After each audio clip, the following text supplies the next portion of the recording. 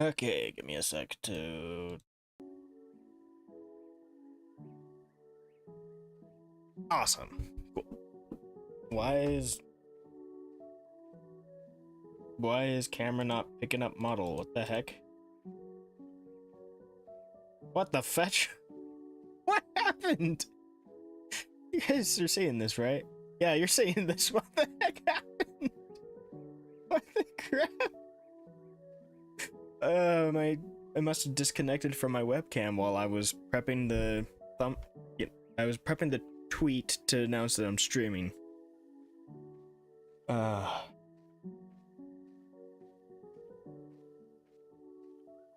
it's just okay.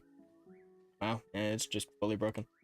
Okay, so we're going to close out of VTube Studio and open it up again and hope that it reconnects with my webcam because that is ridiculous.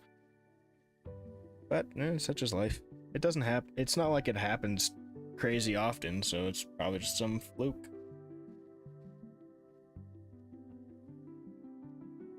Yep. Okay, we're good.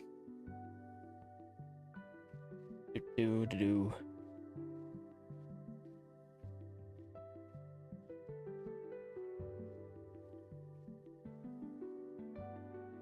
What the heck is up with this music?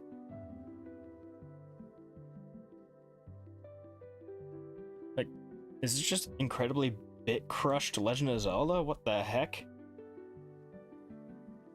Okay, let's just maybe that one is also a fluke. Yeah, this sounds normal. That one was just weird. The quality of that dropped dramatically. That song was just off. All right. Oh. Okay. Everything looks okay.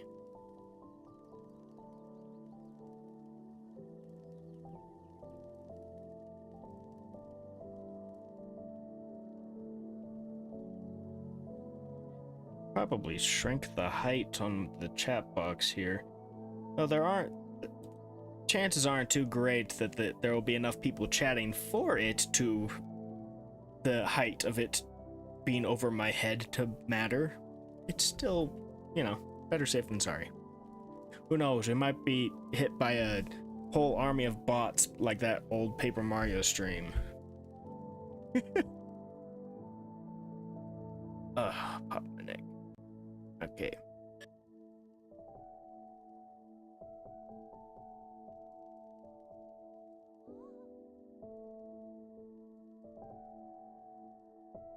I forgot we do this step first to make the grabbing easier.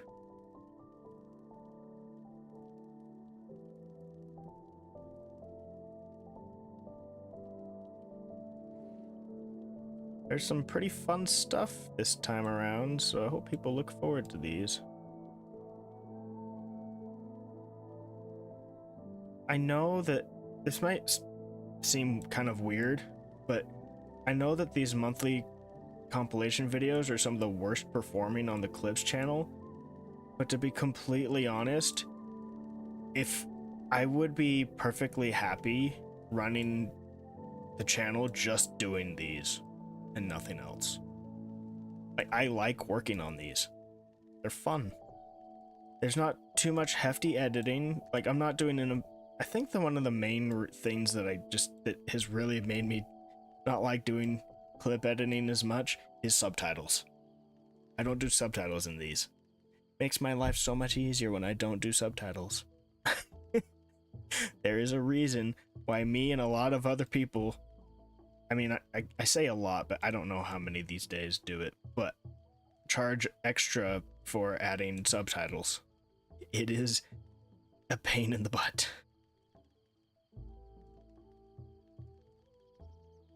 Unless you're one of those lazy people that just runs it through an AI or whatever program.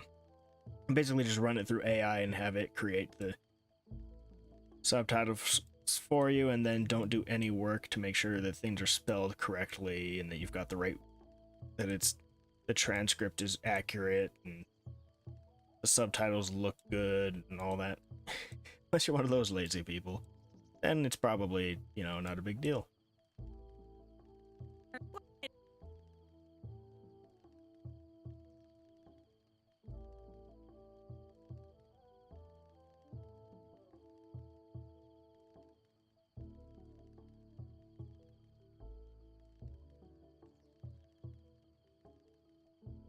You know, I've actually had the song from Wind Waker, the Grandma's theme. I've had that song stuck in my head for days because I added it to the clip that just went live today. The VV clip. Yeah. I listened to it too many times while editing that, and it got stuck in my head. Not a bad song though, so it could be worse.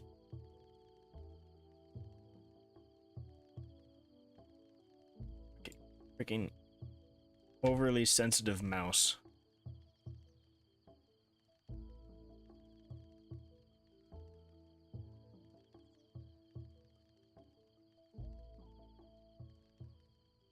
Which one of these is the...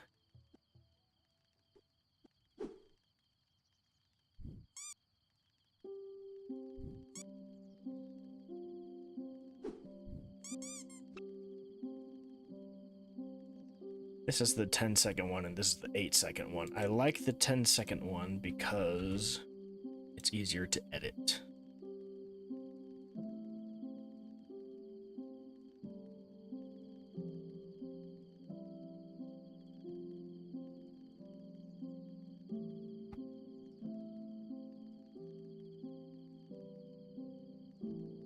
Because I can just hold down shift, hit the arrow key, and poof, there's 5 seconds.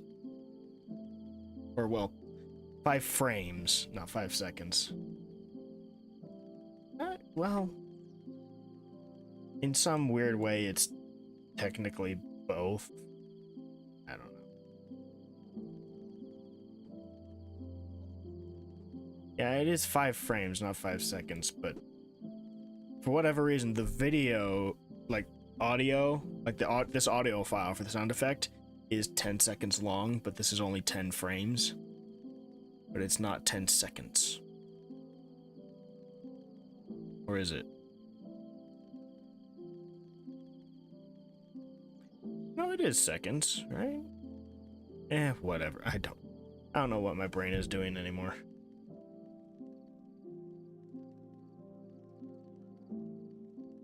Alright, well, yeah, no, because this is definitely not 7 hours long, so this is minutes. Okay, yeah, so this is hours, minutes, seconds, and this is basically just frames. Yeah, no, I'm right. I'm not crazy. Okay, I'm a little crazy. But I'm not crazy in this case.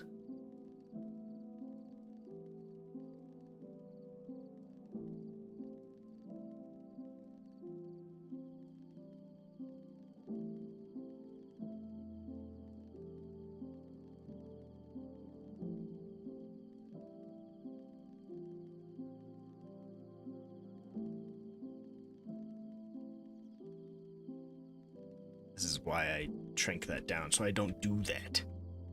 It's really annoying to do when you do that by accident. Just lower the opacity when you mean to do something else. Just annoying.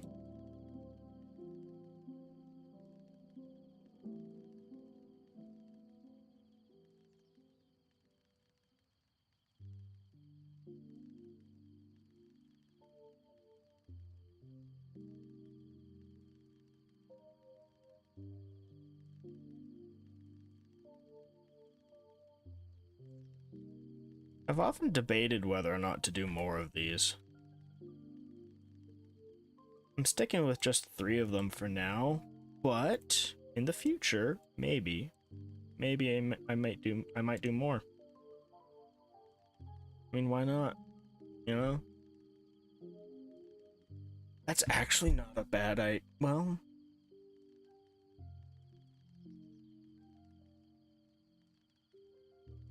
no, 3 makes sense. Nah, I'm gonna stick to 3 for now. It makes the most sense. Because I can do the 3 on the off weeks, the Tuesday, Thursday, Saturday schedule. Instead of shorts, I can do these. I don't know, maybe I'll change my mind on that and I'll just do shorts on the off weeks and then change this to do maybe more of them. I don't know. I don't think I will, but I won't cast the idea aside. Still, you know, I'll put a pin in it. That turn of phrase for this. The wrong key.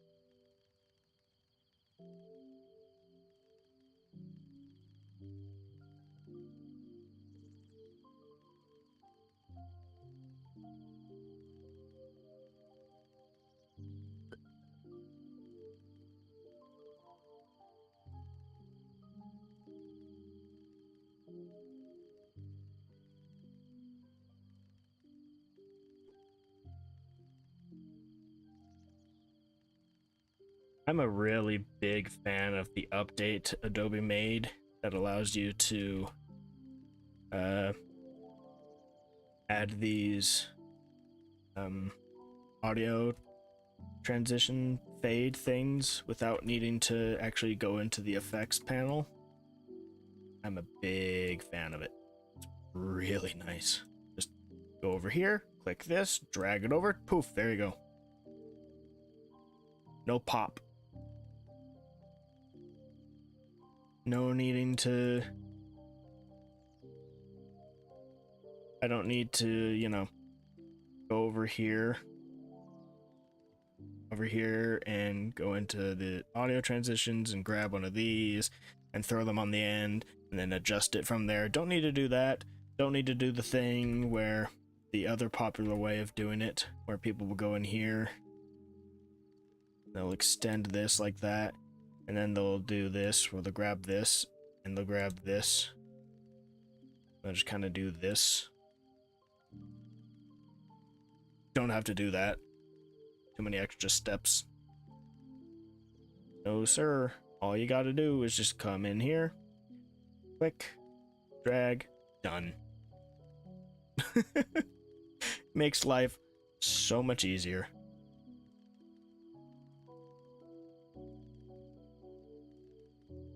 Big fan of that. You know, technically, I am kind of going against the top 10 clips thing with this one because there were, I think, at least 3 of the top 10 clips for Vivi in June were all the same clip. I mean, obviously not the exact same clip because it was different parts of the same moment clipped by different people. It was this one. This clip was, this moment on a Vivi stream was clipped by so many people and it hit the top 10 3 or 4 times. So I was like, okay, I'm just going to bend the rules a little bit and we're going to grab some other clips because I don't want this video to just be the same clip repeated 5 times. Oh, it was funny. Oh no! Oh no! It's the song! I would just said that I had this song stuck in my head for days, and here it is again.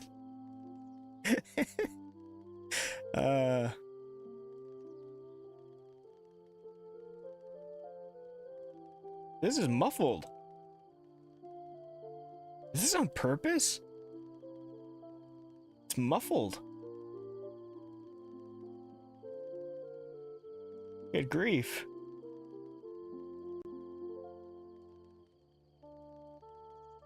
Makes me think like Link is in Grandma's house, but he's like hiding in the closet. So it's muffled. Or he's in a barrel or in a pot, or he's doing something that would make the music muffled. No, 19. We want 19. Oh, for the love. We'll leave it at 20. Whatever.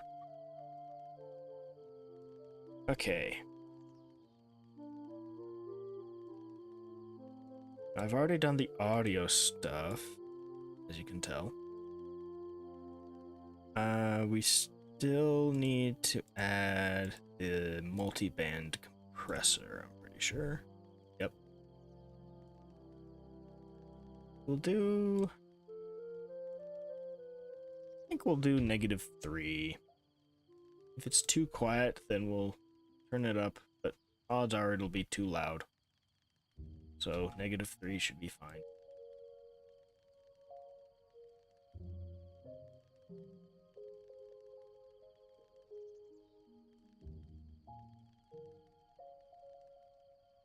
Okay.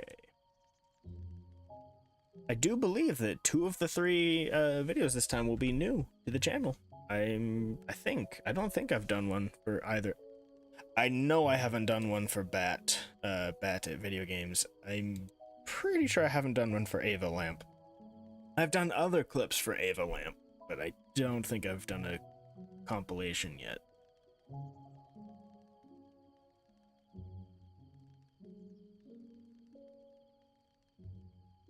Now, this one you'll notice a lot of them are from the same stream within the same,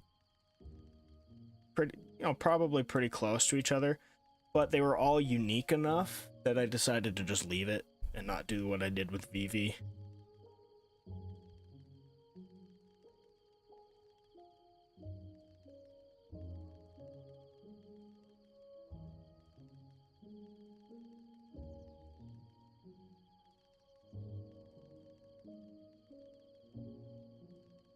Oh, did I? Right, that's right. I forgot.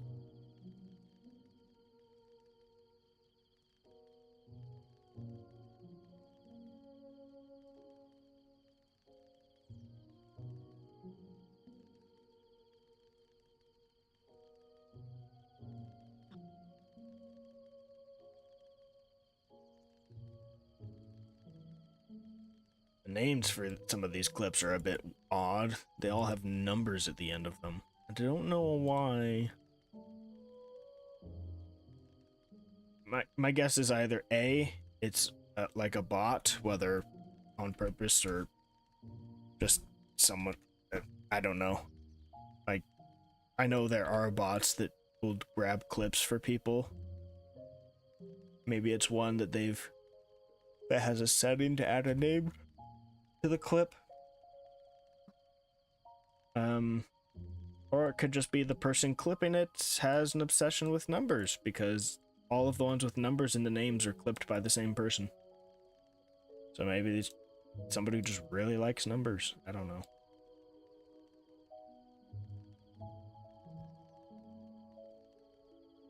They're not bad clips, so it doesn't really matter to me.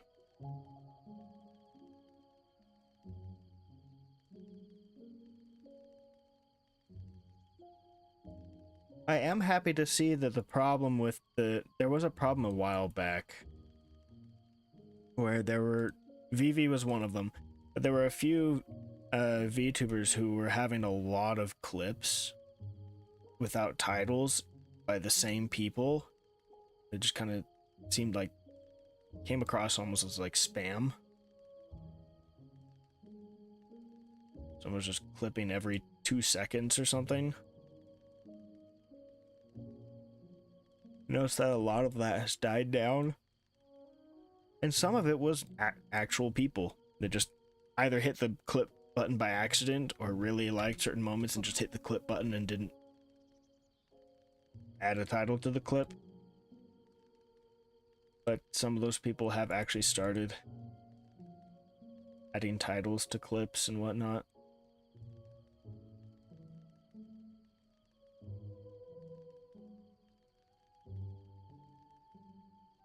I'm really glad that there's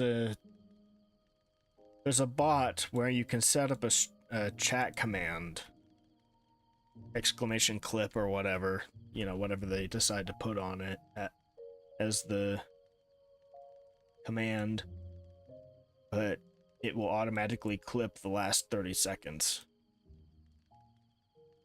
I'm very glad that those are not crazy popular, because that would make my life a bit of a nightmare in doing projects like this.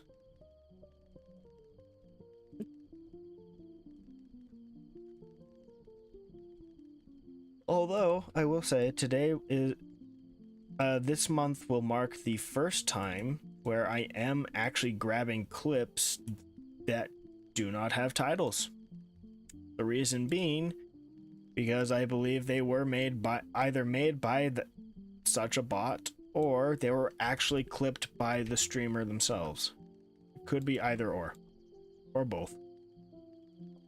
But I made my own titles for them, which is going to be my solution for the problem moving forward.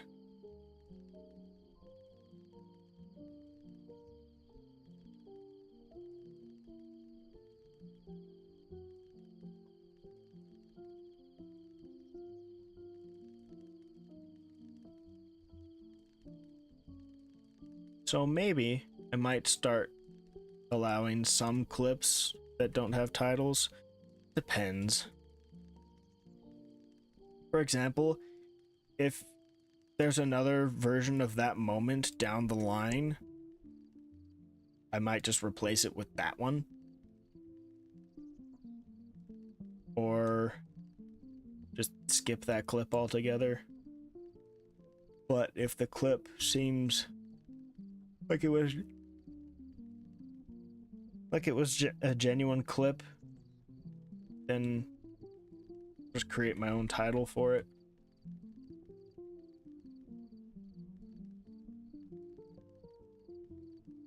I don't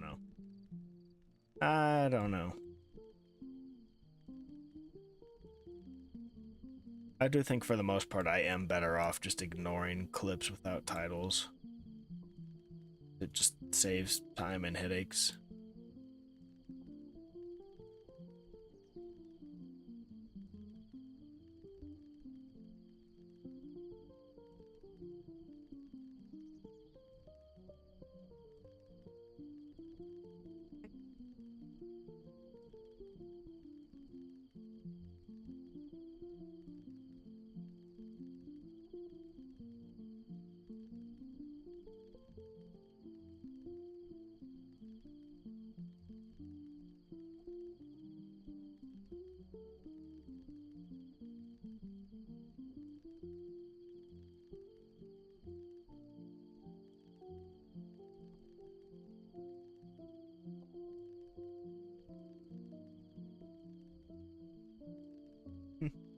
I'm yawning up a storm again. Every time, man. Every single time I stream, I just start yawning like a madman, and then about an hour in, I'll get so tired that I start, like, my eyelids will start drooping. I don't know what it is about streaming. Maybe I need to stream earlier in the day on Saturdays. Maybe that's something I need to do. I try to use early Saturdays as an opportunity to get wrap up any last minute work, particularly with homework. Or even to do, yard work and stuff outside, because before the sun rises and it gets really hot.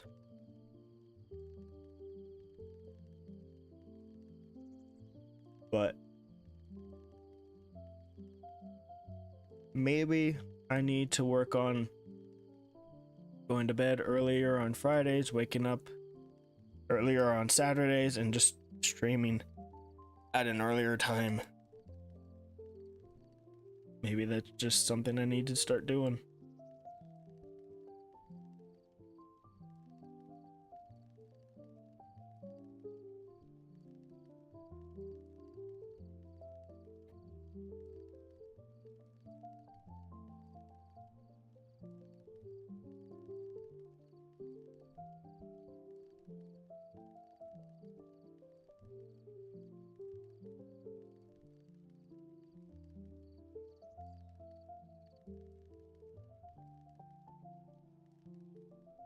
I don't stream as much as I used to anyway, so clearly, because I only stream once a week now. I used to stream 3 times a week at a minimum and be very strict about my scheduling. Like, I was trying really hard to be super professional and whatnot with my streaming.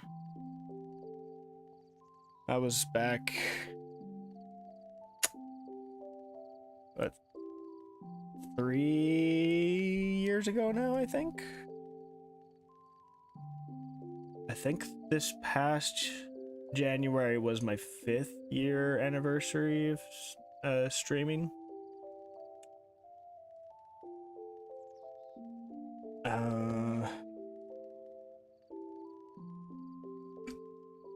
I think that's what it was.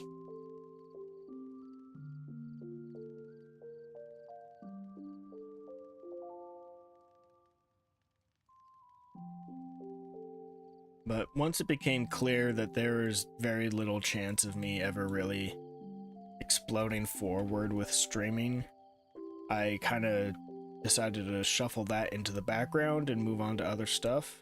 And it just turned out that I tried with the editing channel, but then just, you know, for whatever reason, there was no real plan behind it. It just kind of happened. The clips channel really started taking up the most of my time outside of school and work. So now I spend most of my time working on that. Speaking of, I'm planning on doing a 2.0 update type thing of that channel. I think it'll officially start somewhere in September, because September is the anniversary month for the channel. It'll be 3 years, maybe 4, I think 3.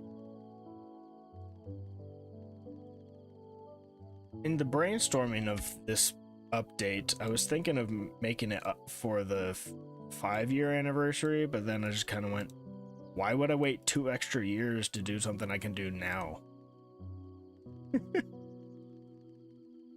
Not like I'm gonna make too much out of it. I'm just gonna be adjusting some things, making some new stuff. I'm probably gonna get a new profile picture and try to make a thumbnail, or not a thumbnail, a banner for the channel, and then maybe someday get an actual, like, maybe commission somebody to make a banner or something. I could ask Twee about it. I don't know if she'd be willing to take that on as a commission. I mean, it's not exactly on her commission list, but I could always ask.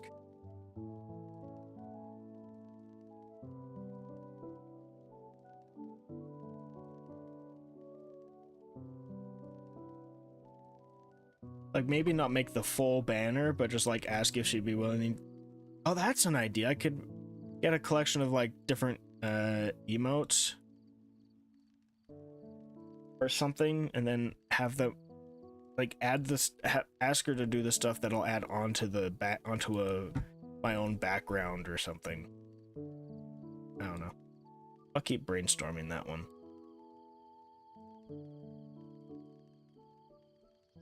I've got a month or so.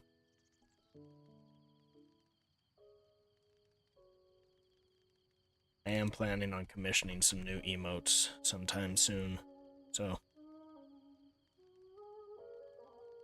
even if I don't really use them on Twitch, I still use them in other stuff. Particularly my editing, which you've probably seen in some of the clips stuff if you watch any of the clips on the Clips channel.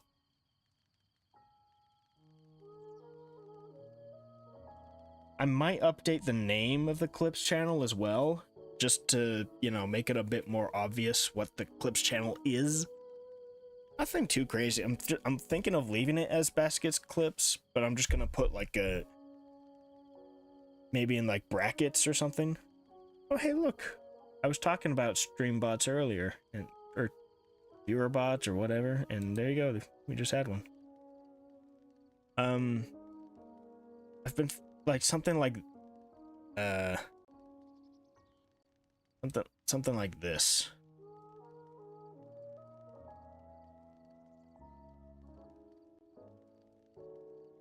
Something like that, you know? A VTuber in brackets and put that in between, so it would look like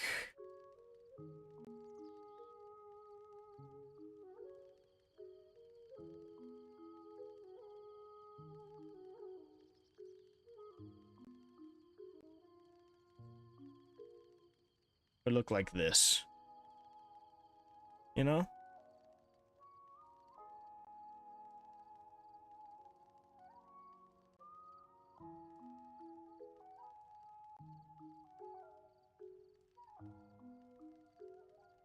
There we go, make it easier to see.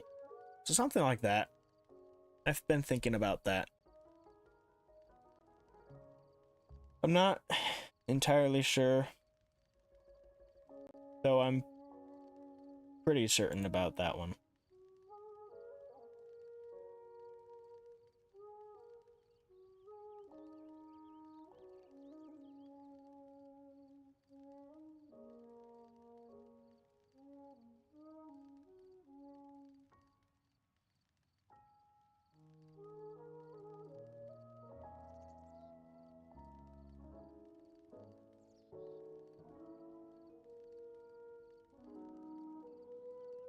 I don't know if there are any like particular side effects of doing something like that. I don't think there'd be anything too crazy come of it.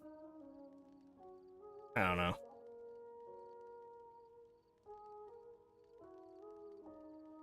I think the main thing people might warn about in such a case would be like, oh, it might be hard for people to find your channel, but it's like, yeah, but my channel's not that big anyway, so does it really matter? So I'm making a few updates to the channel. Okay, now we need to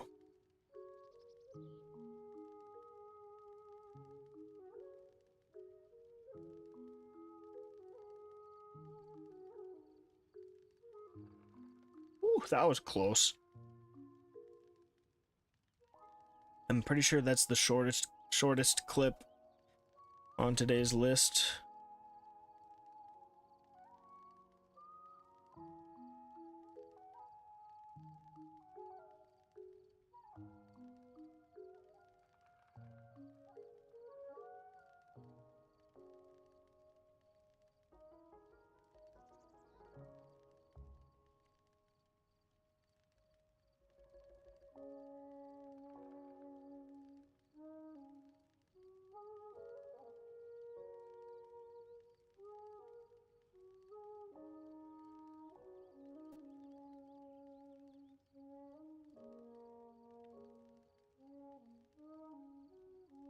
Okay.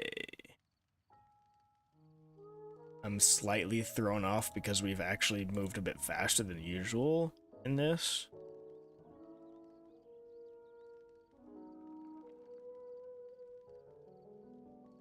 Usually by now I've I've got another couple steps or so to do before we reach this point. But again, wait, am I hearing double? No, that's not it. That's muted as well.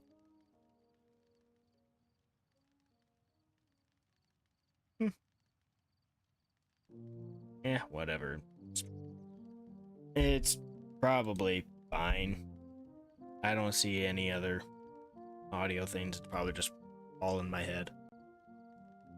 Maybe the audio is just coming out clearer, and I'm just hearing it better all of a sudden. I don't know. Anywho, there's one upside about today's stream. I'm a lot more talkative. I'm not that tired. I'm actually able to communicate a bit more.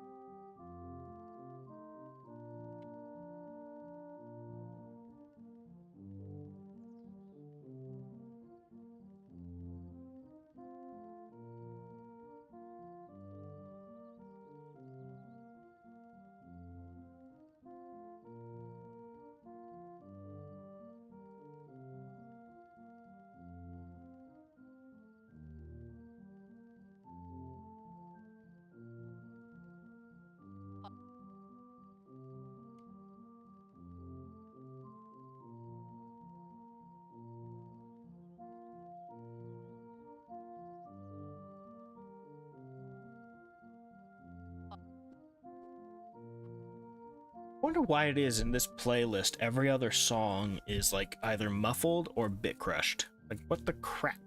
Who put this together? They're an idiot. Ugh.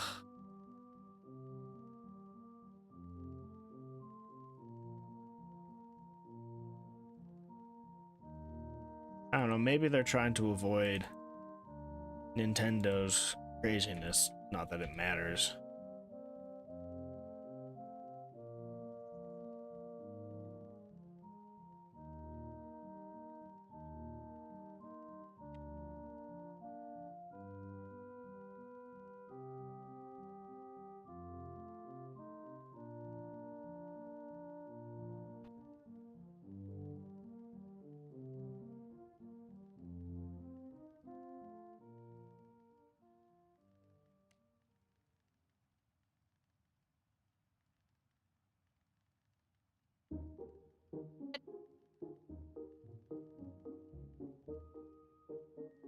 Oh, this one's terrible.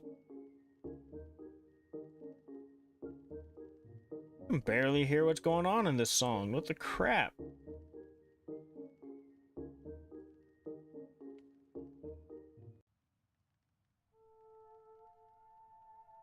That's better.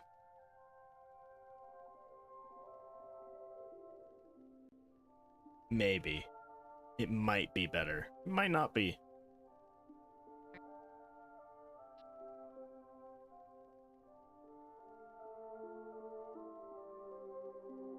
This one's just muffled. So yeah.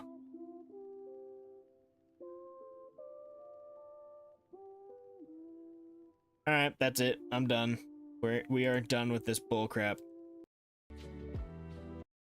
We're switching to Old Faithful.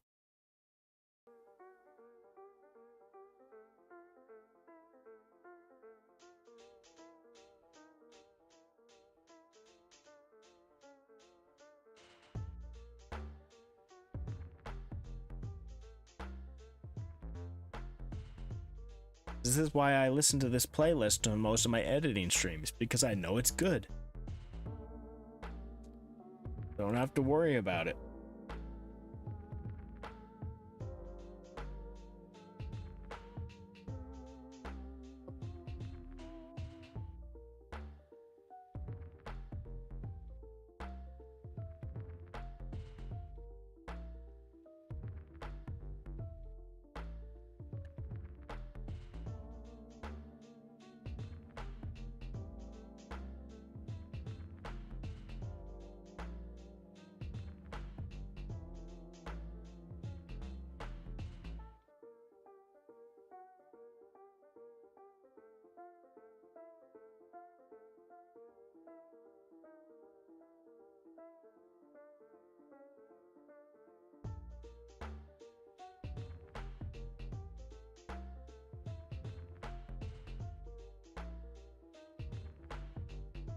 Now hit the wrong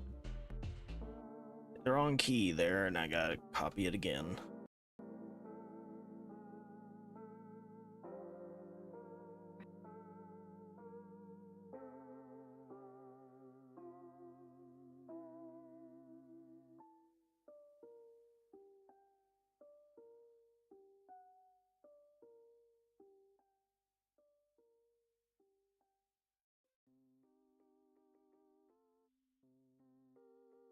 Okay, there we go. All right.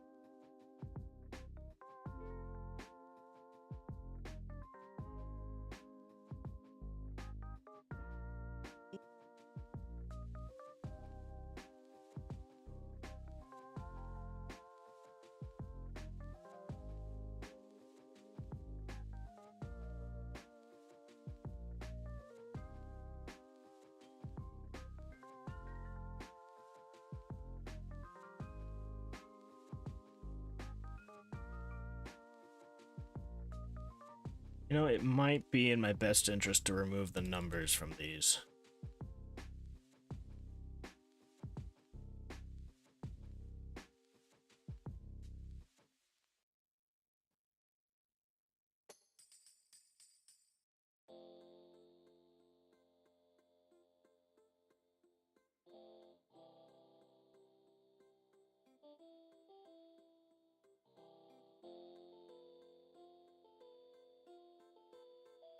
I don't know.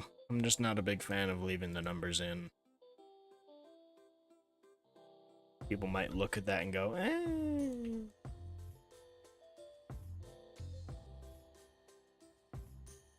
One of the last things you want to do is make videos that look like they might have bot involvement. YouTube is one of the last places remaining where stuff like that is still looked upon as being less desirable and sketchy. There's a whole slew of AI stuff on YouTube these days, though, like full-blown AI. Those new, the new VO3 and whatnot.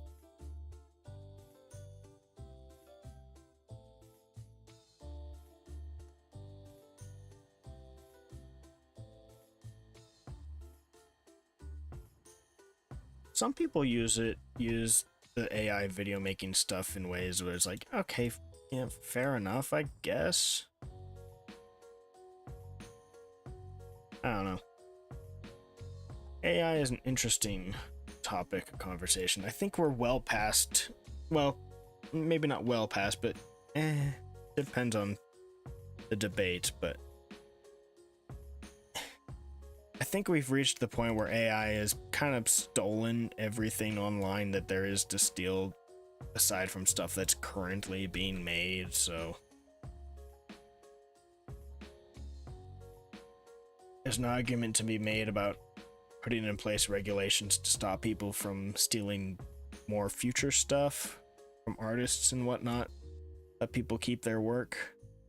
Some form of something. But I don't know. It's an interesting conversation topic. I know it's a very important one among VTubers, particularly.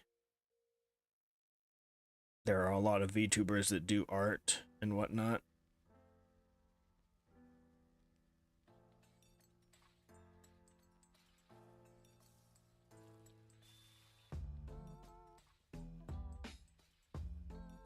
I've kind of gone to where I'm kind of middle of the road on it. I don't really see much of a problem with certain parts of AI, but I do understand how people can be upset at the generative AI stuff. Meh. I don't know. Oh, hello. Hey, Monster, how's it going? Good to see ya. Hello, VV Enjoyer. Hello. Was that alert loud, or is that just me? Is that my headphones just being turned up too loud? Because I have my headphones turned up pretty loud to be able to hear stuff with editing later. But I might need to turn down the volume on alerts. I don't know. I don't know. It's not a setting I've looked at in a long time because it's never really been a problem, but knowing how my stream stuff tends to go, the audio settings could easily have changed without me realizing. It does that to my mic all the time, so who knows.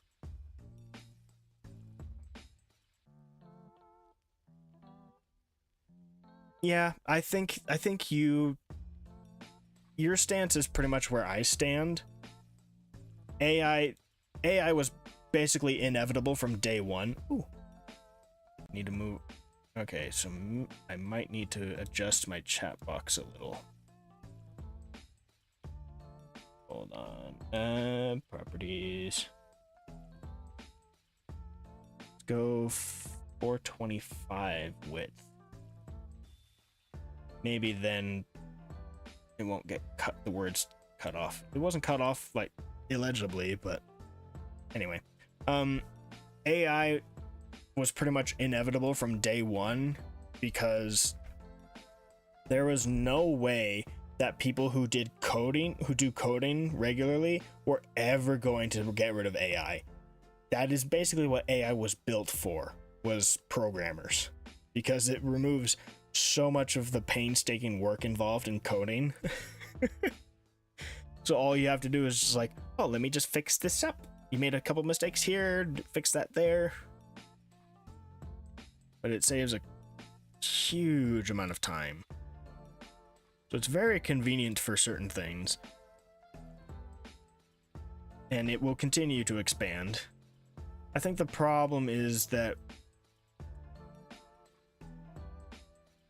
yeah, we need some sort of collective agreement on things like creative works, art, video, some videos,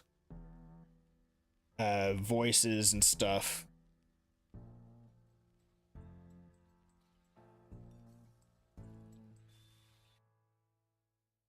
And what else? I think one big solution that's oh yeah, you're preaching to the choir here. I've spent the last 10, I'm not even kidding, nearly 10 years in college because I went into coding in 2017 and was hit by the tidal wave that is the modern tech world, and have had to retake tons of classes, change degrees, so on and so forth, that it's taken me so long to finish college. I started going for a degree in web development and design. I'm going to be ending at hopefully by the end of this year with a degree in software development. Oh yeah, sorry, I have pretty hefty auto mod on swearing. Sorry about that. I should probably put that in my rules somewhere, huh? Maybe I do. I haven't looked at it in a while. I don't remember any. I'm going to be hopefully by the end of this year I'll have a degree in software development, or yeah, I think it's software development. Anyway, I know nothing about software development because that involves programming. Programming is about as far away from what I've been doing for the past 10 years as you could get. So I have no idea what I'm going to do with that degree. It's going to be basically worthless to me. My focus was always on design, not development, because programming is a pain in the butt. I hate it. I'm not a big fan of coding. I'm not. I can do it. I'm not a fan of it. I can do some of it. There are still aspects of coding that are way over my head. But I was always more on design. Not that that really matters these days. But yeah. Basically saying I can totally, I get where you're coming from with all that is such a pain being involved in coding at this stage in human development. But yeah, I will agree, the end result is nice. The process is a pain in the butt. It is one of, like, video editing, the process can be a pain in the butt, but it is nowhere near as headache/rage inducing as coding is. You could spend hours with a completely busted code and not know what the crap you did wrong, only to find out you misspelled one word in some random spot in the code and it destroyed everything. It's so stupid. Anywho. Whoops. This one was not the right one. Anyway.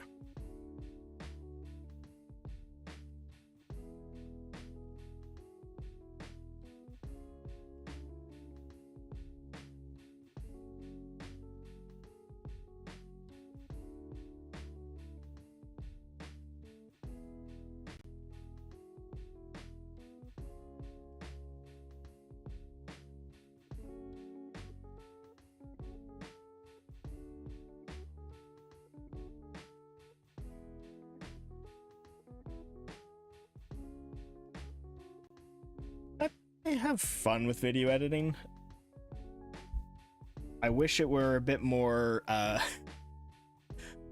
lucrative, but I guess it's not so bad leaving it as in more like part-time / hobby.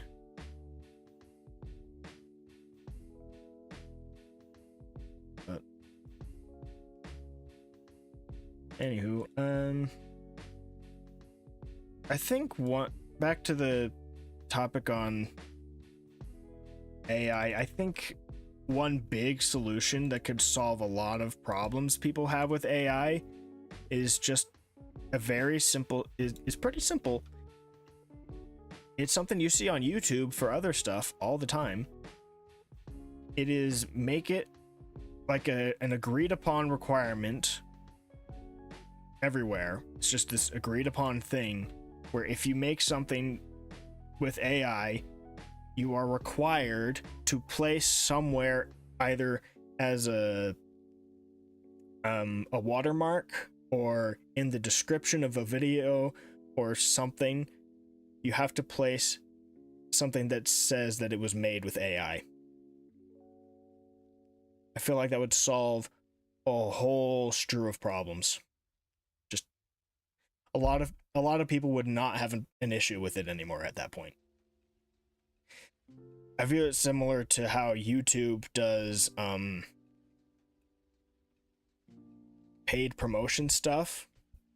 Or if people are being paid to make a video about a certain topic, they have to put in the video that it was made, that it's a paid promotion. I think if you put the same thing with AI, it could really help. There could be some nuances to that. Say like you have a video game that had one little thing that was made by AI. Would the publisher have to put it somewhere in the description that one aspect of it was made by AI? Yeah, they probably would. But you know what? For it would solve the vast majority of problems pretty well. The AI art, be a very quick, made with AI. Okay, we still don't like it, but hey, everybody knows it's made by AI. Same thing with like this is a particular issue when it comes to the AI videos. Because one of the biggest problems we're going to have, especially as it keeps improving with the speed with which it's improving. Man, I don't know what it is about this chat box thing, but it does not want to fit everything in the window. Whatever. It's only cutting off one letter, so it's fine. It's just kind of annoying. Anywho, the big problem we're running into is YouTube and social media is getting flooded with more and more and more of these AI videos using the new VO and whatnot through Google and other services that are getting better and better. And we are quickly running into a period where people are posting AI videos as if it's real stuff, like with news reporters and all this other whatnot else. And nobody can really tell what's real and what isn't. That is the kind of stuff that I think would benefit the most from having that kind of like, you must label this as made by AI somewhere. Whether it's a watermark or in the description or in the post or something, just place that it was made with AI. People can make all the fun videos they want. People recognize it's made with AI. Everybody's happy. I don't know.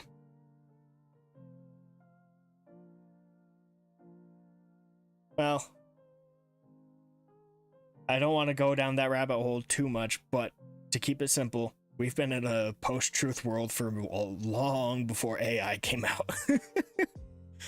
Truth has kind of stopped mattering for a lot of people for a long time. The reason why I say I don't want to delve into it too much is because that starts getting into the political realm, and that's just not worth it. It is not worth delving into that nightmare.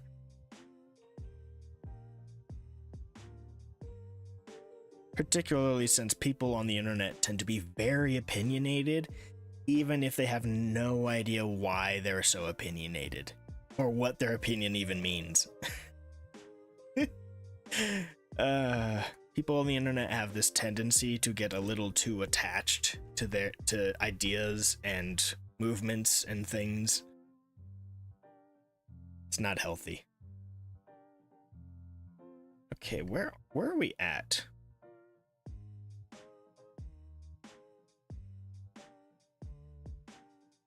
I'm only an hour in, and I feel like we're nearly done with these.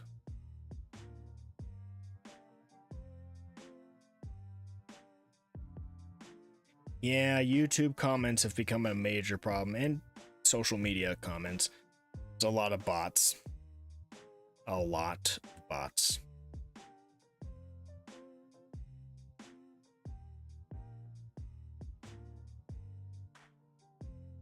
Ooh, the VV video this month is gonna be 6 minutes. Wow. Very different from last month, that was like 3 minutes. There are a lot of short clips. We're hitting pretty much the average for these. 5 minutes. 5 minutes. And this one's a bit longer than average. It's 6 minutes. 5 minutes is usually about the average length for these videos. Alright, I have to go now. Alright, is it this alley? We're on to the part where we start listening for swear words and cutting those out. Oh, it's like not even that many mines. It's like... Don't clip this. Please don't clip this. I know I'm probably gonna jinx this, but lately, a lot of these monthly compilations for Vivi have not had as much swearing as usual. Boy. Whoa, that... Okay. Hold on. Is that just... Need to... Boy. Yeah, that's a bit loud.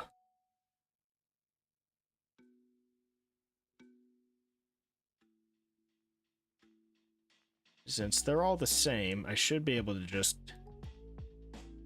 go in here, do this, select all of them.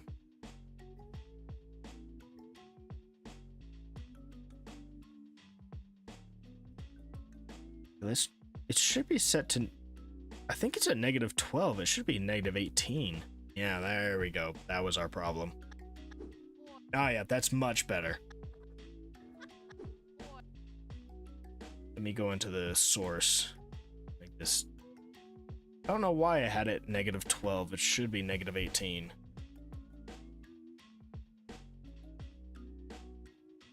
Now I gotta do that with all of these.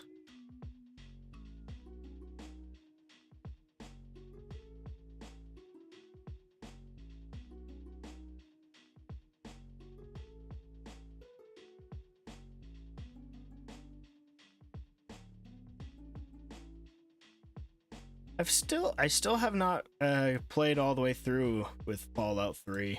I don't know if I ever will. Meh. Maybe someday.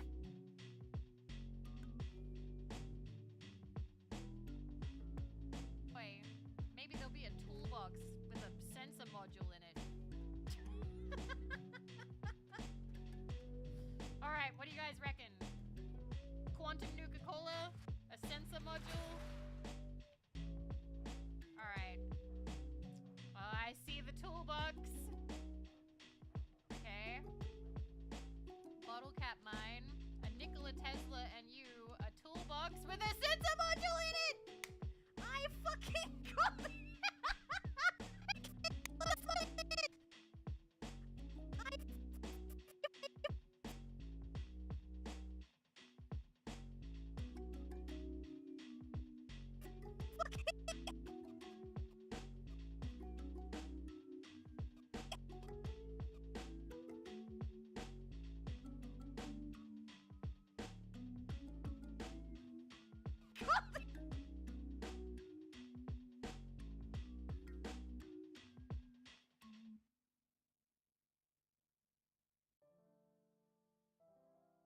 think this one should be good enough for this one.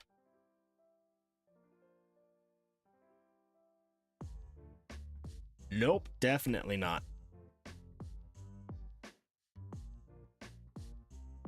Dolphin it is.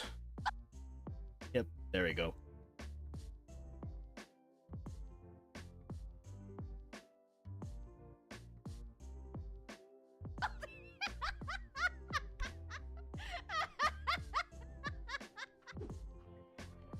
Wait, do I have to get on top?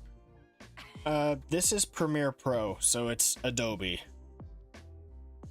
I still primarily use Adobe because, well, basically convenience and ease of use. Adobe is more user-friendly and has more connectivity slash inter-program. Okay. Where's my display capture? There it is. Alright. To put it simply, I can go here in a Premiere Pro. I can go down here and I can create an After Effects composition out of this video, edit it in After Effects, and send it right back into Premiere Pro. 1, 2, done. Super easy. I cannot do that with any other program. Any other program, I would have to go, okay, here's whatever Photoshop replacement. Edit a graphic. Export it. Place it into the project in, say, DaVinci, which is a decent program. Especially if you're just working with editing, DaVinci covers everything Premiere Pro and After Effects does. It's phenomenal for that. It is not user-friendly at all, but it's really good. Incredibly high-end. Now, you take the graphic, place it into the project. Cool, great. Then you place it in and you realize, oh, I messed something up. There's something wrong with this graphic. I need to go back. You go back into your Photoshop replacement, edit it.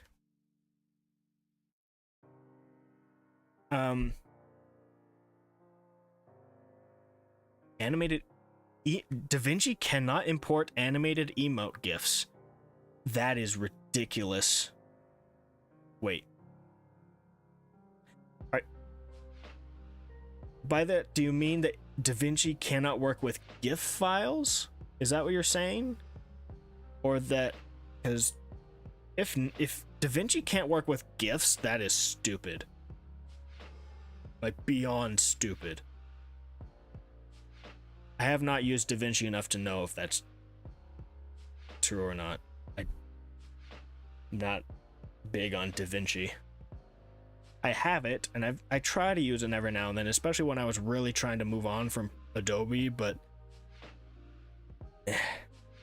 okay, back to my story. So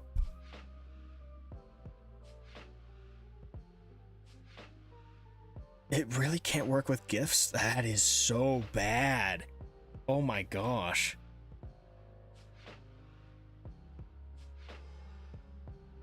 Man alive, that is...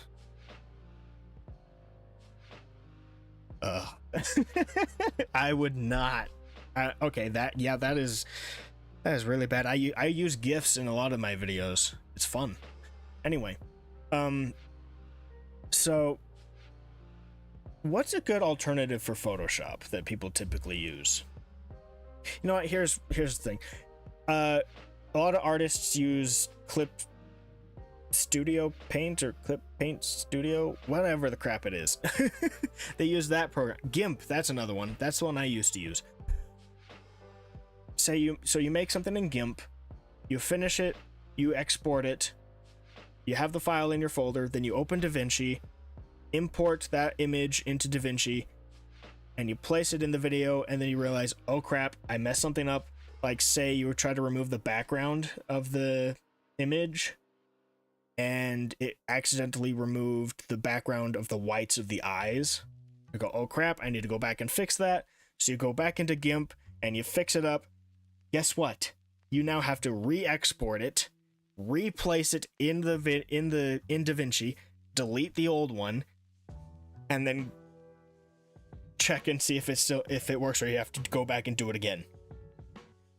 With Adobe, you go into Photoshop or Illustrator, you make your graphic, you export it, you place it into your project, you place it in the video and go, oh crap, I made a mistake, I removed an eyeball or whatever, I need to go fix that. You go back into Photoshop, edit it, save it. As you're saving it, click on the old thing, on the old graphic, replace it, and then in Premiere, it will automatically update it. Insanely convenient. Like, that connectivity is amazing. Same thing with Adobe Audition, same thing with After Effects, same with all of those things. You can edit everything. Their term for it is in here is the dynamic link. That's what they call it. All of their programs are, or at least the ones that work together, are dynamically linked. So you can work on stuff in between the programs and then just go back and forth between them. It is incredibly nice. When you get really good at doing it, it is really hard to go back to anything less. The fact that DaVinci, GIMP, Clip Paint Studio, all of those things, those programs do not have that kind of connectivity, which slows down a lot of the work process and makes it infinitely more tedious and annoying. Say Adobe, as horrible as Adobe is as a corporation these days, kind of like Nintendo, they make some good stuff. They're annoying as crap, but they make some good stuff.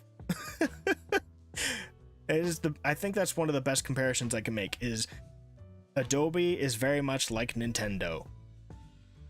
They are horrible at business, but they are great at their product.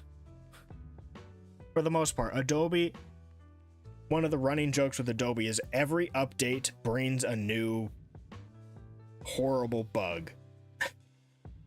There was a few updates ago where Adobe had this thing where if you're in this window here and say this, so sometimes when I import these, number 10, clip 10 will be up here with clip 1, and I have to go, oh, I need to take this and just drag it down here like that.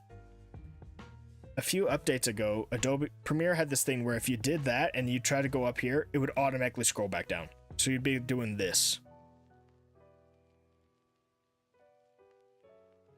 And you would never be able to go back. There was one way to fix that, and that was to do this or this. You can't import GIFs into DaVinci. They have got to change that fast, because that is bull crap. GIFs have been around for decades and decades and decades. They have no excuse. There is no excuse for not being able to. Now, oh my gosh, I just started speaking tongues or something. Not being able to import GIFs is a crime. So, in one of my classes, it was a business related class, and obviously I did a thing based on video editing because that's what I do on the regular. I actually looked through a lot of the video editing software out there. If I had to do my ratings over again, I don't know what it would be, because I'd have to look through the list now, because I think a lot of the old ones from those days are gone now and have been replaced by other ones. If I had to give at least my top 2, because I don't know what number 3 would be, because I don't know what programs are out there these days. Number 1, Premiere. It has its problems. Adobe costs an arm and a leg, but Premiere is good. It is user-friendly, it is functional, and if you pay the arm and the leg, you can connect it with a whole lot of other programs and makes your life so much easier. DaVinci is number 2. It is a nightmare and a half to understand how the darn thing works. Their UI is trash. It makes no sense. You basically have to be a freaking rocket scientist to understand what's going on at any given point in time. But once you learn to understand it, it is an incredible software that does a lot of really cool things. The package for Adobe, I don't know what packages they offer right now. I do know that my package no longer gives me all of the apps. I do know that. It used to, but I recently went back into the Creative Cloud and noticed that some of the apps were locked. Now, it could be that there's a new package that includes AI related programs, because I think that's what a lot of those programs were. That could be a thing. I don't know. All I know is that for the longest time, I've been paying $60 a month. It used to be $20 a month until, you know, Adobe no longer allowed me to pay as a student, because they're like, you've been a student for nearly a decade. At this point, you're either ripping us off or you're stupid. And I'm just going, it's not my fault. Okay, it's like a few percentage is my fault. I was not ready for mapping properly mapping out my college roadmap when my first couple years. I'll give them that. Anyway, so now I'm not a student. So now I'm paying $60 a month for what used to be called all apps, or whatever the word is. Basically, it was a package that was supposed to give me access to everything. And it's $60 a month. It's expensive as crap. That is 60 times 12. It's a lot of money. Like, it is more expensive than any other subscription I have ever seen besides, you know, Disney with their like Hulu, ESPN bundles and whatnot. Those can get crazy pricey, but that's per year. This is per month. $60 per month. It's nuts. Very pricey. The sad thing is they back up that price with quality. You got it. At worst, you have 75% quality, which is still 50% better than the vast majority of alternatives. The vast majority of alternatives to Adobe stuff, yeah, it's $1,000 or so per year. Oh man, that's nuts. Wait, is that for like conversion or something? Anyway, that's crazy. It can be pricey. It is cheaper. They do offer packages for single programs, though you lose the, you know, amazing connectivity. So if you want to save a buck, something like GIMP and DaVinci, phenomenal choices. Although DaVinci, DaVinci Resolve is the free one, though you do have to make an account with an email. DaVinci Studio is the one that's a one-time payment of $300, if I remember correctly. So you do have to pay a good chunk of change if you want to get access to everything DaVinci offers. If you are not paying for everything that DaVinci offers,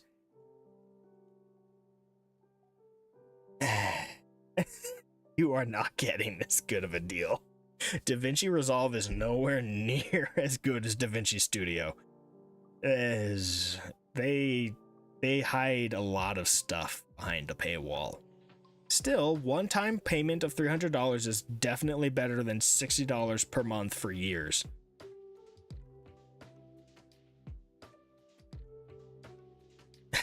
Made in the cave with a bunch of scraps. Yeah. If you can find the good quality alternatives, definitely great to go with those high quality alternatives.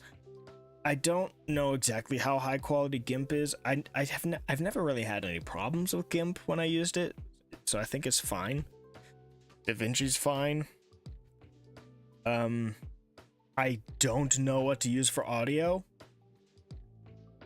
What was the one my dad used to use? I think it was it? See, Adobe's is Audition. I think it was Audacity. Was it Audacity? I remember there was a program that my dad used to use a bunch until they went, oh hey, by the way, we're gonna go full scumbag and steal all of your data and there's nothing you can do about it. Also, we own all of your stuff. Which is technically what Adobe also tried to do. But Adobe had enough of a user base that went, yeah, screw you. So they backed off of that, sort of. So I don't know if there's a good alternative for audio work. There probably is, that I just don't know about it because I don't involve myself in that kind of stuff that often. I do very minimal audio editing because I don't really need to do excessive audio editing. Premiere covers audio editing pretty well. I don't really usually need much beyond what Premiere offers. So,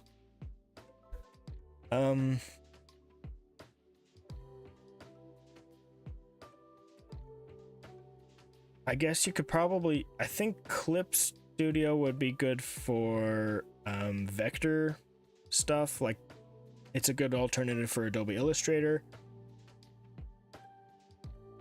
I don't know if there's good alternatives for Adobe InDesign, which people really don't value. People really underappreciate what InDesign does. Yeah, sure. If you have like a YouTube link or something, you can post that in chat and I can check it out. I like InDesign. Adobe InDesign is really, really nice if you need to make documents, particularly PDFs or other kinds of documents. Like you can make a really good brochure and stuff in InDesign. It's a pretty nice program. Definitely underrated. I haven't used Dreamweaver in forever. Back when I first was learning web design, I used Dreamweaver. It was nice. I have no idea how to use it anymore, or if it's still viable to use these days. I mean, web design is all over the place these days. You can just make it with AI anyway, so who cares? What other programs have I used with Adobe? I used to do animations with Adobe. That was also way back in high school, both 2D and 3D. 3D does, I did 3D through, I don't remember what it was called. I don't think it exists anymore. I'm pretty sure that it's gone. I think it was Maya? I might be wrong. Anyway. That was way back in like 2010. I'm trying to think back 15 years and my brain's going, that's not happening. I can barely remember breakfast yesterday. We are not remembering 15 years ago.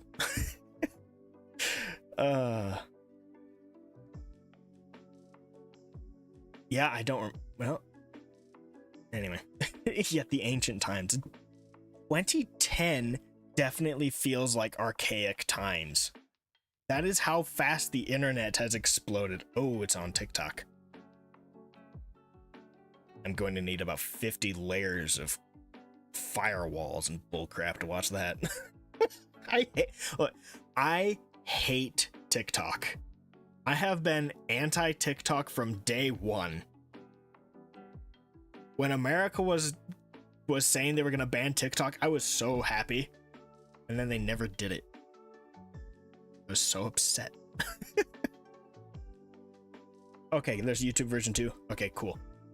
I just, the main reason why I hate TikTok so much was the day TikTok first came out, I saw the list of things that they flat out told you they would take. It was like, oh yeah, we're gonna get access to all of your files on your phones. Like, why on earth would I ever download this then? I don't want you getting into stuff that's not related to you. Like, don't access my files. Screw you. They were so transparent about it, and everyone just went, "Oh, this is fine." What? I think this is one of the big problems we have with the modern internet is people very much do not pay attention. I'm definitely one of them. It's like the terms and services stuff. Everyone just goes, I'm not reading that. And yeah, they make it difficult to understand on purpose so people won't read it. But worse, we've gotten so bad that even when a company tells us as transparently as possible what they're doing, we will still accept it without batting an eye. And it's like, what? Why? It makes no sense.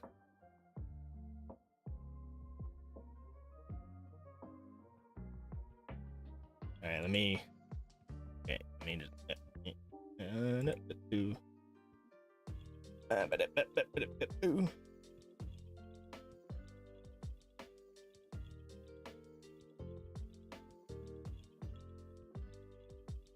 ah, crap. Did it again.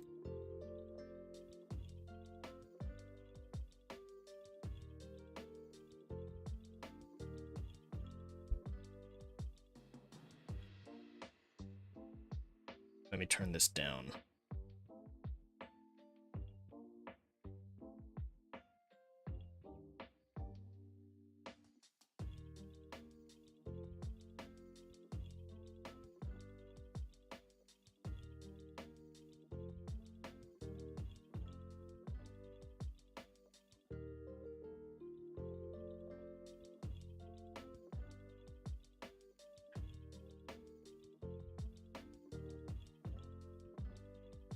Okay, let me see if I can I get this on stream? Don't think I have it set up to do that yet. Although it's not showing a whole lot, so we can probably just do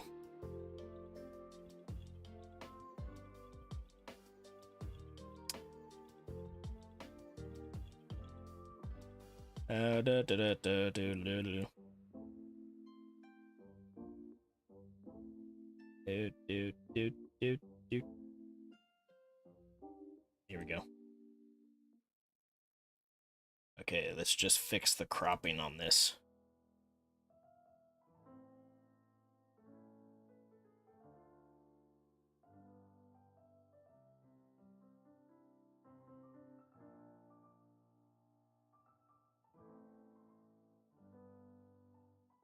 And the top is fine. Oh, there we go. There. Okay, how's that look? Why can't I grab this? Oh, it's locked. That's why. And it's not. I'm not gonna worry about fitting the sides. Okay. Do I have? Audio is muted on this. There we go. It's just. Okay, it's not grabbing the audio. Let me just adjust this. Properties.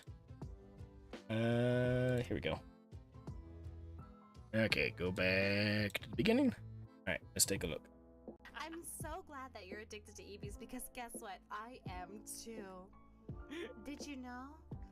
I love EVs so incredibly much. Not to that extent, but yes, so much. I want to pet them all day long. No, not like that. Darling, sweet, darling baby. I am so glad that you're here. And I'm going to just quickly... I hope that you have a wonderful, wonderful time in my chat, in my hive. You can come here anytime you want. Even if you're taken. I don't mind that one bit. Did you? Now? I'm so glad that you're addicted to EVs. Yeah, that's not bad. It's not bad at all. I will say, since this is, I'm guessing it's like a commission piece or whatever, something like that. Well, basically it's not your content, you're editing it for somebody else. Ultimately the design is up to the person. If they like it, solid. Nobody else's opinion matters. If the person you are doing the editing for likes the video and has no notes or no changes or updates or whatever they want done to it, that is the only opinion you need. If it is good to them, that's it. Unless it's your opinion and you think, oh, I could improve on this, that, or the other, then that opinion matters because that will improve your skills. If I had to make minor notes of my own, I think your subtitles are actually really good. I'm gonna mute it because I'm not a reaction content person, so so we're just gonna go through the visuals. I do think there's a few. I think there was a couple spots. Okay, I'm gonna need to turn the audio back on. I think there. Maybe I'm wrong. I love Evie's so incredibly much. Yeah, it was right there. There's a little thing right here. She starts saying incredibly right here, and it hasn't switched over. So it's not like a big deal. It's something that I noticed because I edit that stuff on the regular. So it's like something that my brain immediately locks in on. Other people probably might not notice. But I notice that stuff with a passion because I have to constantly getting the timing right on some of the subtitles can be such a pain. It's not like a big thing, but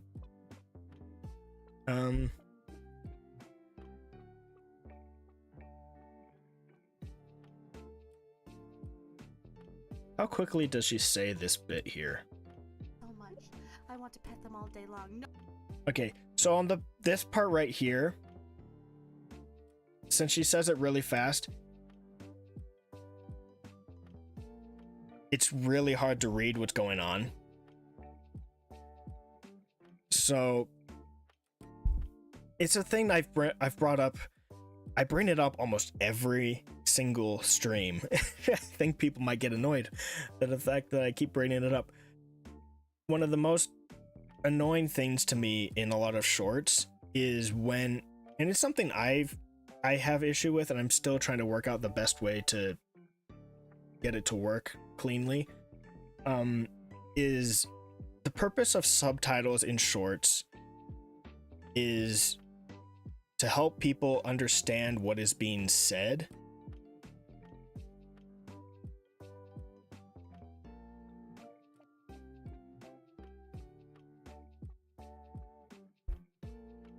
And if you can't understand, if the subtitles are going by too quickly to be able to read, it defeats the point of having subtitles. At that point, you might as well not have subtitles. There are two groups of people who benefit from subtitles. Group number one is kind of one of the more important groups. People who can't hear or have hearing problems or whatever. It allows them to understand the video and still be able to enjoy content. Group number two is everybody else. It just adds that little extra bit of context and understanding to the video, which is the same. It's kind of like the same idea behind. Can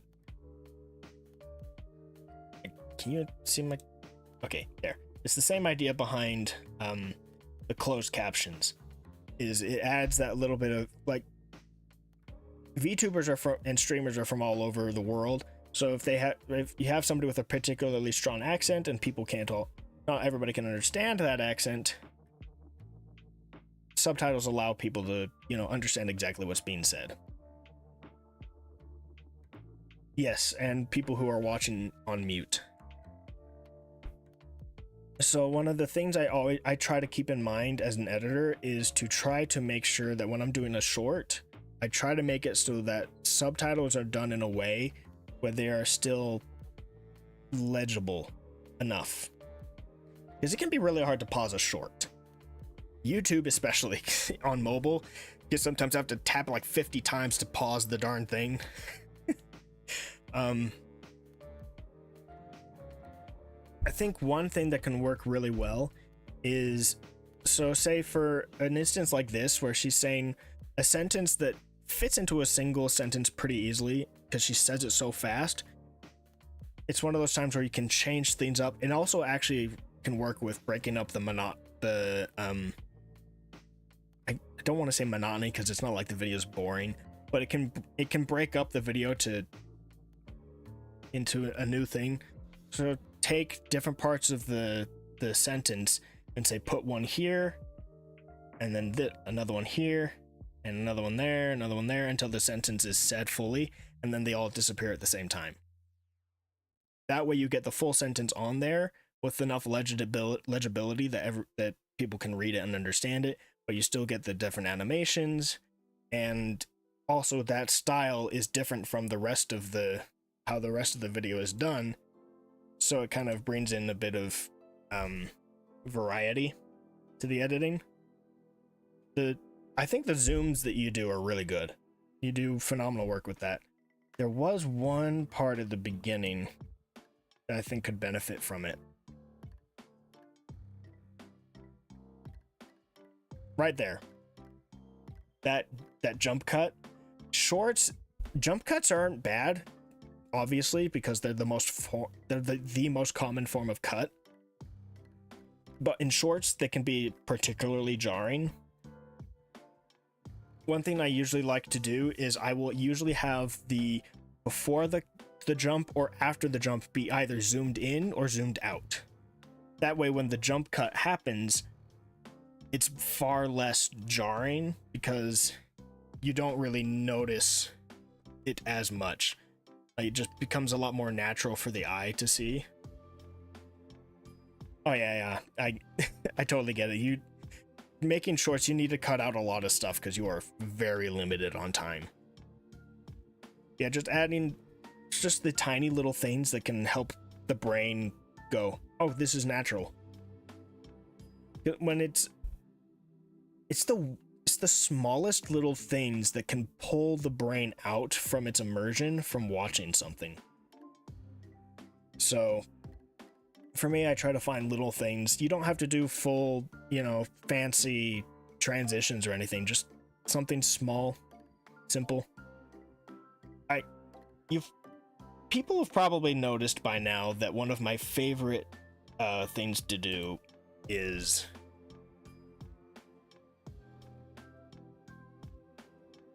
a zoom change is pretty effective, especially in its simplicity. One of my favorite things to do is the whip cut. The whip cut is one of my favorites because it's a fun little transition, has a little sound effect. People kind of understand that you're kind of jumping through time. You're just kind of moving on to the next. And not everybody does it with the visual effect. Like some people will just do let me think, rack my brain. Oh, here we go. Achievement Hunter videos used to have it where they would do whip cuts, but instead of actually doing the whip, they would just do a slide. So let me grab a slide transition real quick. Yeah, there we go. Back when I watched Achievement Hunter videos on the regular. And that feels like so long ago now. Time marches forward. So slide. Something like that. That was a fairly popular thing. A lot of Achievement Hunter is the one I can remember, but I feel like other YouTube channels did it too. Where you just kind of do a simple slide over with the sound effect. I like whip because it's less jarring. You actually see it on TV shows too. A lot of TV shows will use whip cuts. It can be kind of fun. Let me pull this back up. but yeah, just like something like so you have the zoom in here. So say if this part, since you did a zoom in, so this was zoomed out and then you did a zoom in here. So if at the point of the jump cut, you went back to the original zoom here, it would be a bit less jarring to the viewer, because it would be an end to the zoom. So to them, it would just be, oh, the zoom's over, and moving on to the next bit. So it can make it a bit more fluid, which is kind of one of the most important parts of editing, is you kind of want to always have this feeling of fluidity and constant moving forward rather than moving back. Just a straight jump cut can sometimes feel like just moving back. But these are just like minor things. I don't really have any major critiques. I think it's really well done. Particularly if she really enjoyed the style and the subtitles and whatnot, then awesome.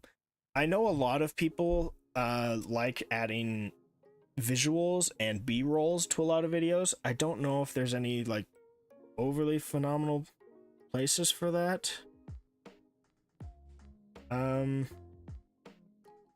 Was there a part of the beginning where she read?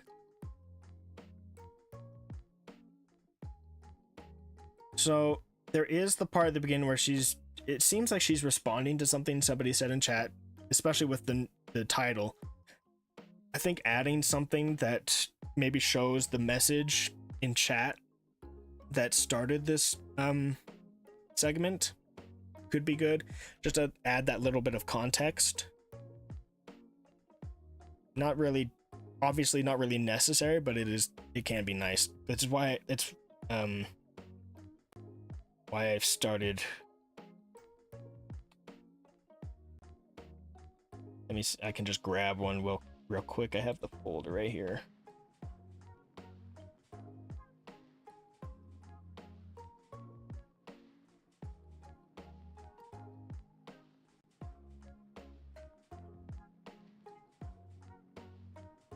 I started making these.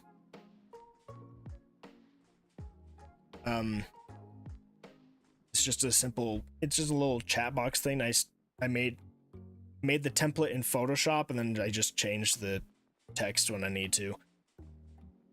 It can be something, yeah, if the context is really long, it can be hard. But so I don't really know the full context, obviously. So I don't know what would have gone into the process of it, but yeah, if the context is really long and there's not really a good way to do it, this is again why I say that if they're happy with it, that's why their opinion matters, because you and they understand the context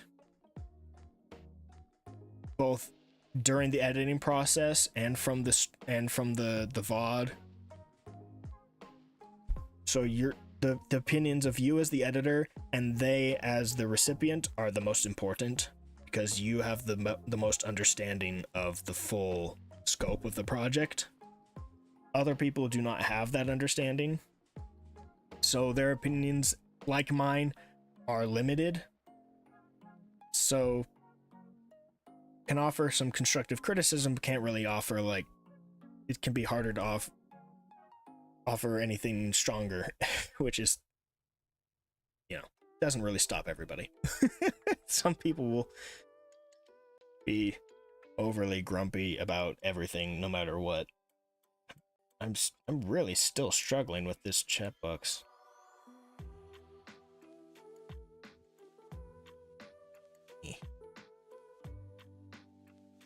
Want to stick it in the gray area so that you guys can see all of the text in there. I wonder if I haven't really messed around.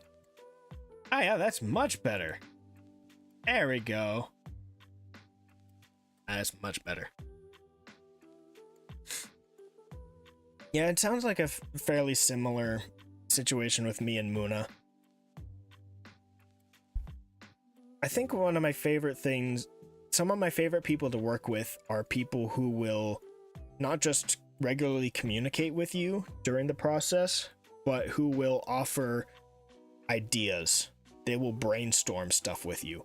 That to me is one of the most crucial parts as a video editor, because I do not like commissions that where people just assume and expect you to come up with all these fancy creative ideas. Yes, that is part of your job, but a lot of times you're taking, well, pretty much every video, you're taking a large chunk and shrinking it down to a small chunk and trying to build a story around that while also adding creative, fun elements on top of it. And nobody's ever going to think of everything. Muna Celeste, I can do a shout out for her real quick. Let me just pull up her Twitch page so I make sure I remember the spelling. Stupid advertisements. I always pull up something to reference so I make sure I get the spelling correct. Because, you know.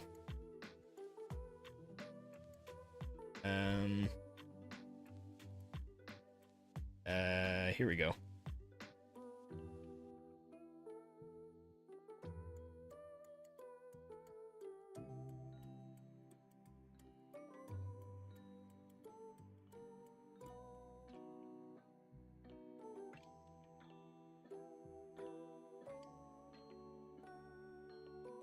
Okay. Shout out.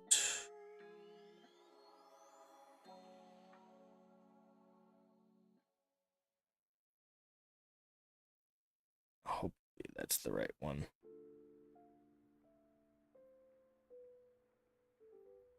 Yep, it's the right one. Sweet, I got it right. That is Muna. I've been working with her for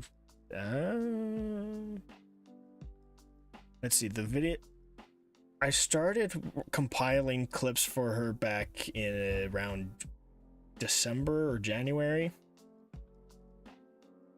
and she's been actively uploading some of the shorts since about March, so it's been a few months.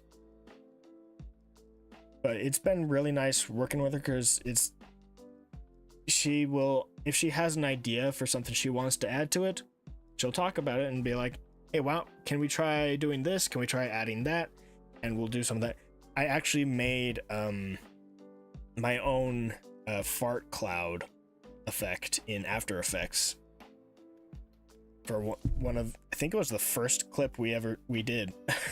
Because she brought up the idea of doing a fart cloud thing, and I went, well, I don't want to just find some green screen video and be like, well, that's the best I can do. So I went and made one myself in After Effects.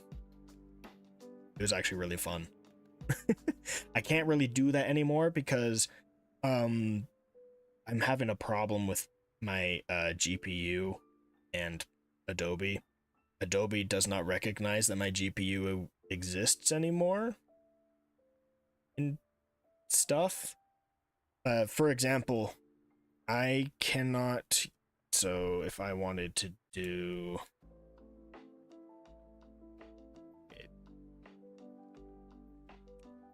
there's a type of transition here called immersive video. I love these transitions. They are fun. They require GPU acceleration to use.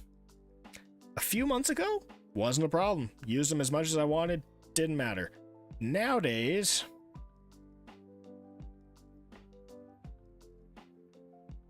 what? Is it working just fine now? Maybe it's because it's the same. Hold on. Maybe what I need to do is I need to grab unrelated stuff. Let me grab, crying out loud.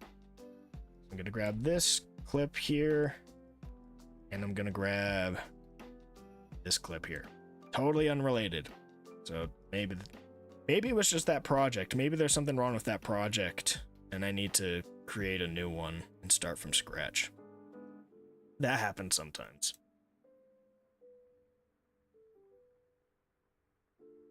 Okay, so it seems it was project related because it's working just fine now. I don't know. I've been having issues with my GPU. Or it could be that one of my fixes from yesterday actually worked and everything's back to normal. Because I've been trying for like 2 weeks to fix the problem. I've been having, my computer's been freezing. I wasn't able to start it at one point. It would just freeze on the welcome screen.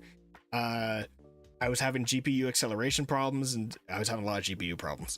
I couldn't figure it out for the longest time. Eventually, maybe I fixed it. I don't know.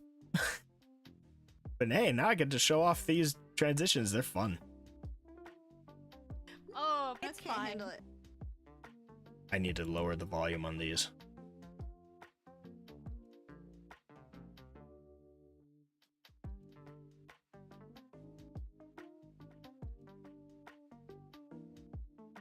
Oh, That's fine.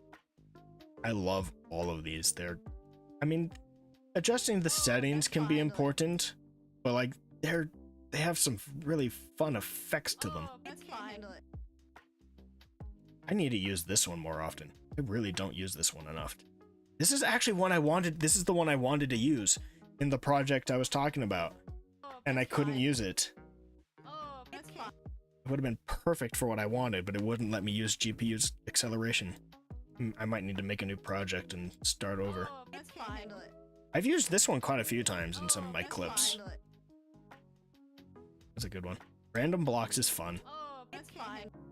Pretty simple, but I think spherical blur is also one I've used a lot. Oh, That's fine. Yes, I use this one quite often, oh, That's fine. but yeah. Transitions can be fun.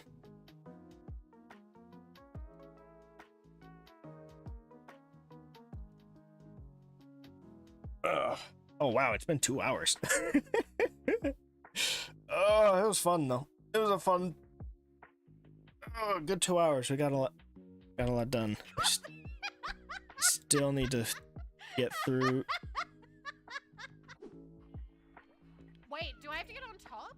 Two things we're trying to keep track of here: Wait a minute. Don't Swearing. Take that out of context. Oh, and making sure that things that it flows well. Like there's not something awkward at the end or the beginning we could just cut out. context. Oh. Wah. Never call me that again. Oh, oh my god.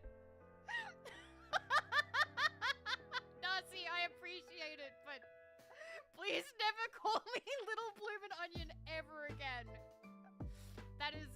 That's a no. That's oh god.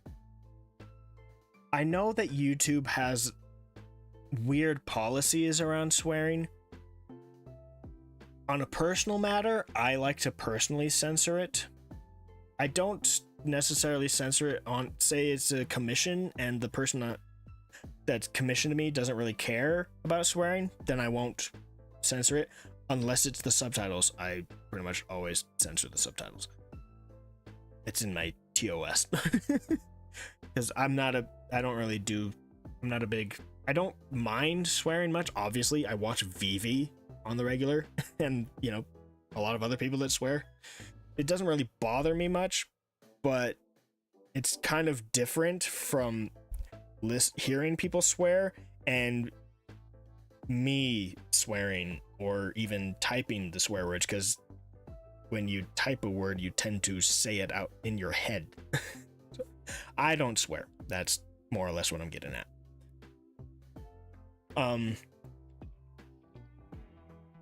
I haven't heard that the censor sounds can hurt. I try to use more yes, watch your profanity. I actually have an emote for it. Called language. But I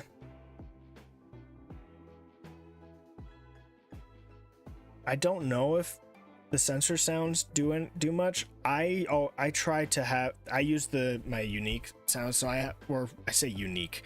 I use the dolphin from SpongeBob.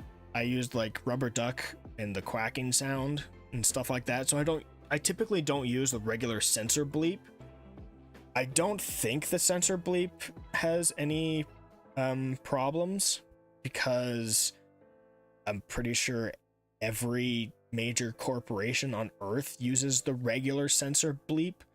So I don't think realistically YouTube would punish you for using that, because then they would have to punish the big companies, which, knowing YouTube, they would never do.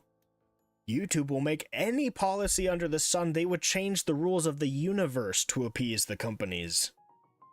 So if a big company does it, I'm pretty sure you're good to go. Generally speaking, you're usually pretty good to go. That being said, YouTube will punish the crap out of small creators just because they feel like it. They are overlords. I'm saying that as I'm multi-streaming on YouTube. So, it's my editing channel. I have like 100 subscribers. What do I care? If they get mad at me, I'll just switch to Rumble or something.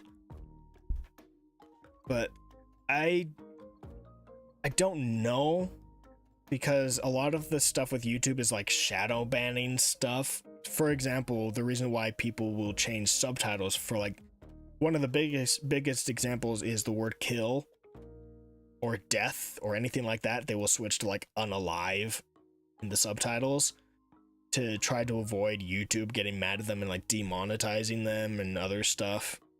And it's not just demonetizing. YouTube can restrict how many people will see your videos. You can start streaming slots on Kick. I don't know if I would ever go to Kick, because their revenue is based on gambling, and I really hate gambling. But I don't know. I'm also on Twitch, and I hate a lot of the stuff that Twitch does, so I shouldn't act all that high and mighty about all that, self-righteous about it. Ultimately, it's like, I don't like gambling, but do I like what Twitch and YouTube do? No. So does it really matter? Not really, apparently. So if I really needed to, I probably would end up streaming on Kick, but I don't need to, and I really don't want to get involved on that many platforms all at once, because that's a headache and a half, and I'm not that invested in streaming right now, so I'm not worried about it. But I take out swearing both for, basically, to answer the question in the longest way possible.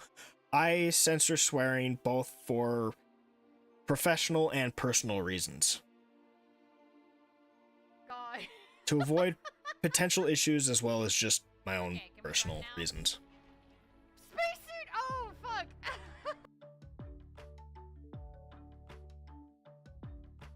What the? Uh-oh. I hit a key bind. I turned off playback audio. I don't know what keybind it is. Nope. Nope. Crap. Oh no, what have I done?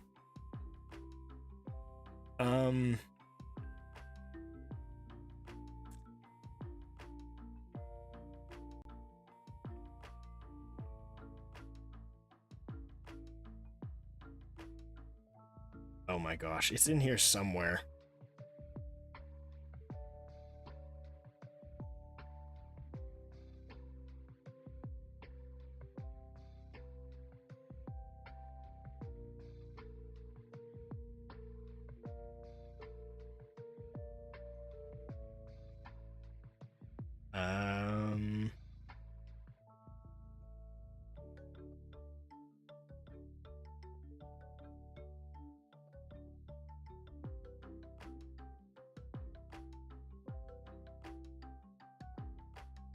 might have been faster just to Google this.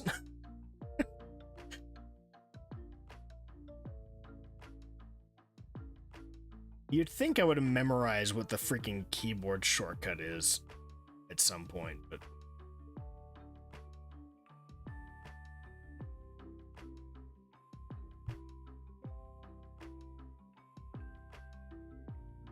what's the keyboard shortcut in Premiere Pro to turn on sound while I'm gonna use the word scrubbing. I don't know.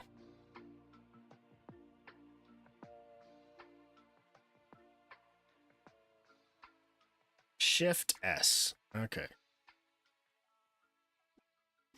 There we go. That fixed it. Okay, we're good.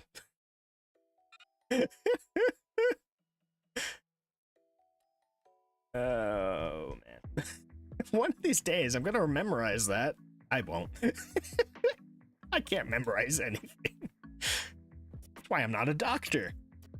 Well, that and my shaky hands.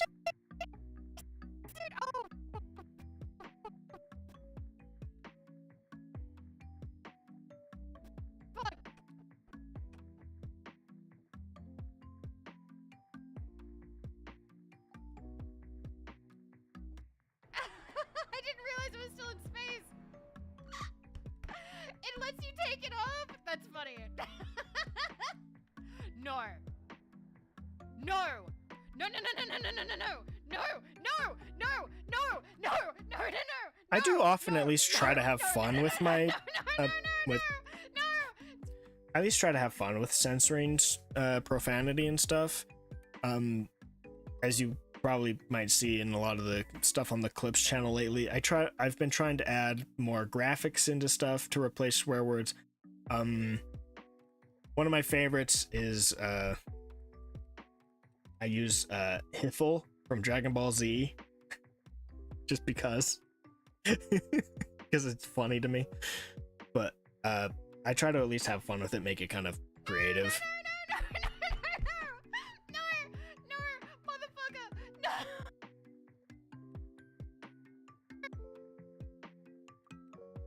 I did use Vivi's weh a bit. It started becoming a bit harder to do it because the length wasn't great and just getting the audio to match up wasn't phenomenal. I probably could go back to doing that, but I kind of wanted to streamline the process. So if I started using Vivi specific sensors, I felt the need to start using specific sensors for other VTubers as well. That started becoming a big headache because not every streamer has something as iconic and easy to use as a sensor as Vivi's weh. So it can be kind of hard to find personalized stuff for everybody. So I kind of decided, you know what? I'm just going to stick to the rubber duck and the quack, and we're just going to go with that for everybody because it's a lot easier. Oh, man.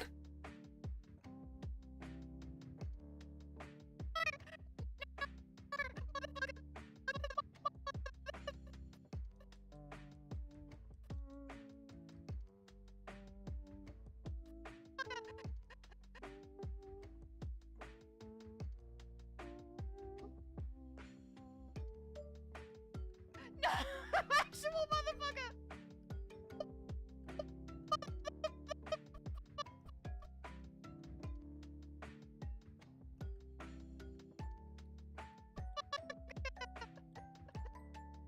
I don't understand how people use these kind of mice. Like, I bought a new mouse. It's a Red Dragon brand.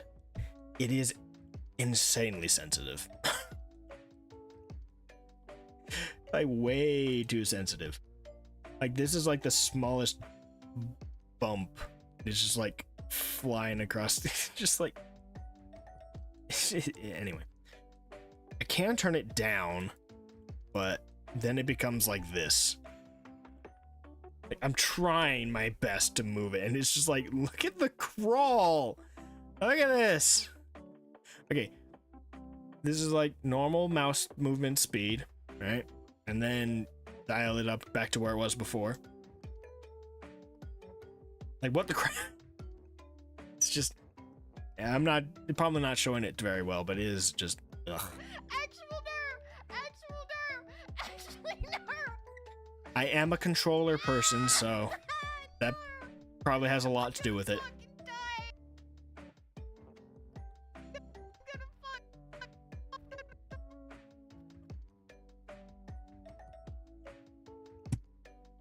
Did I hit the... No. Why is it slowing down? What the heck? Must have hit it by accident.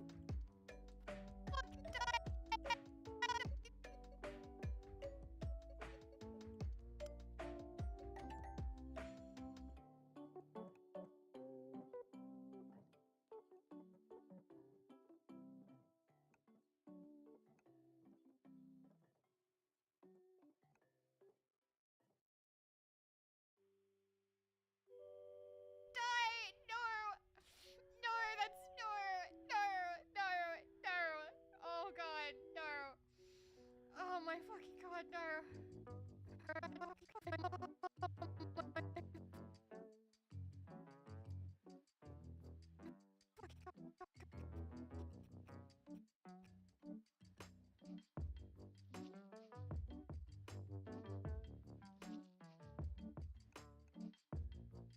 God, no. Sorry, don't save. No. There's nothing. I don't think I made it to this stream. I can't remember if it was because I was at work at the time or if it was one of the 5 a.m. streams for me in my time and I was asleep. It could have been either or. I wasn't there for this stream. There's nothing and no one. He's dead now, by the way, just so you know. Or at least not live, anyway. What is that? He's bleeding. What the fuck is that forest?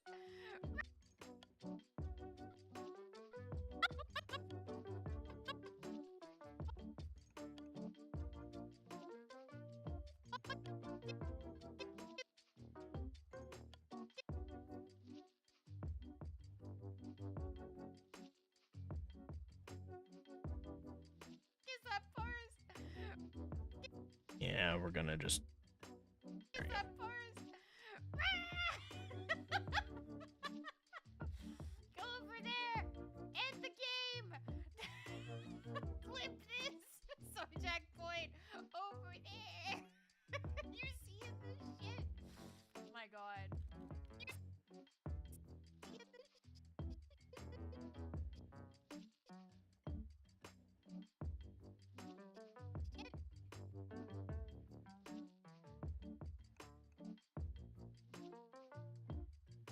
Come on. Come on. There we go. Oh my god. One in the arm, one in the face, let's go. Owie. Did you see it? Get a baseball glove. Amazing. That was the best part of the whole DLC. That and when I crashed out, but I didn't enjoy that. That was just for you guys.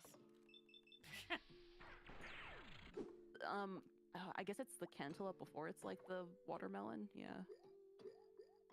Oh Oh no. wait! I got two of them! Please! No, motherfucker! Please! Yes! Watermelon! No, motherfucker!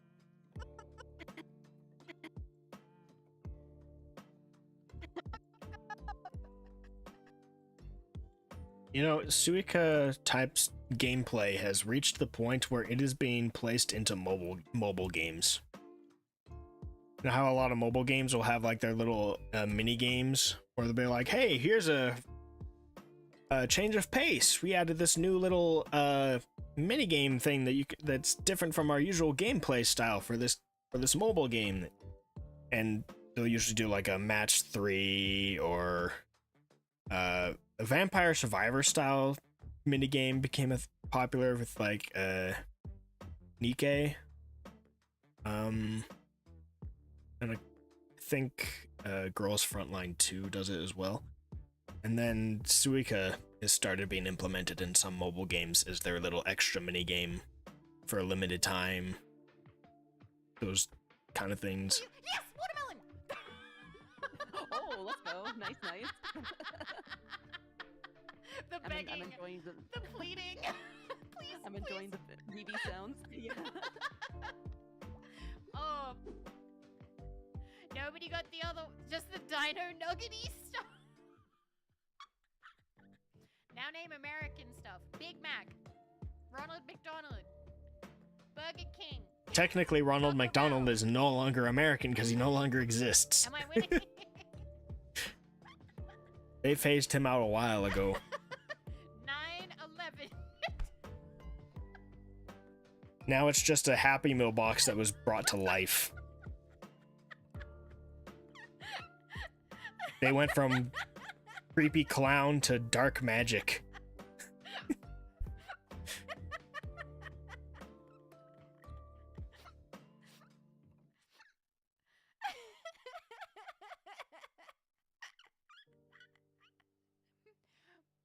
I win. Yay. All right.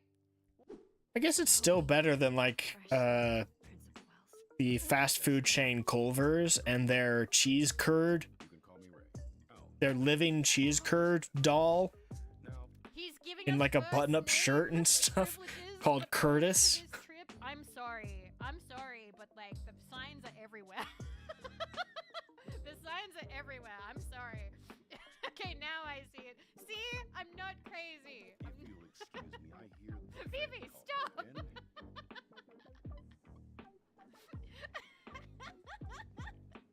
It's actually kind of common from my college experience. Nemo, amazing self-report.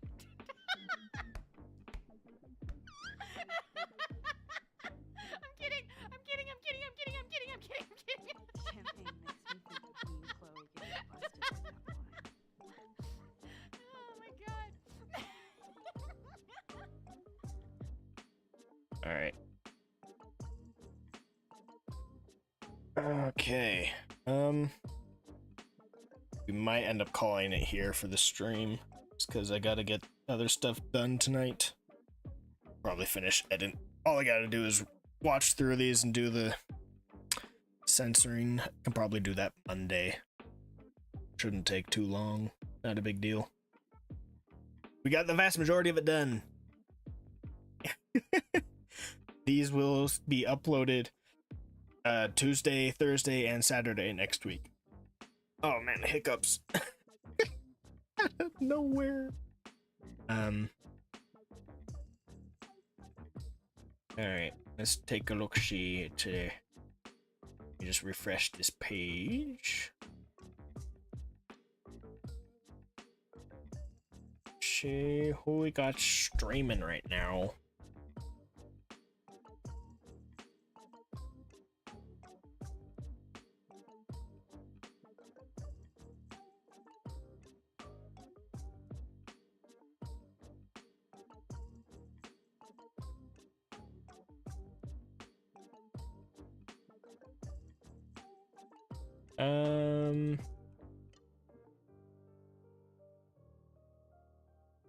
Gonna go get lunch. Have a good lunch.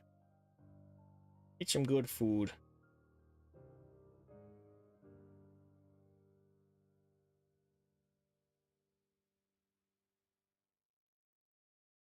Yeah, I guess we could raid Poke. She hasn't streamed in a while. Ah. Your Korean piece is so bad. I got stuff in the fridge. I gotta eat. I understand that feeling. I say eat the stuff in the fridge. You will have less regret later. You will always go for the option that brings less regret later.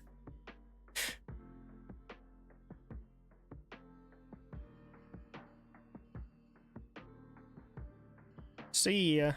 We're just gonna be raiding. Okay, spell this. I don't know even know if I'm pronouncing it right. I haven't said Poke's name in a while. I feel bad.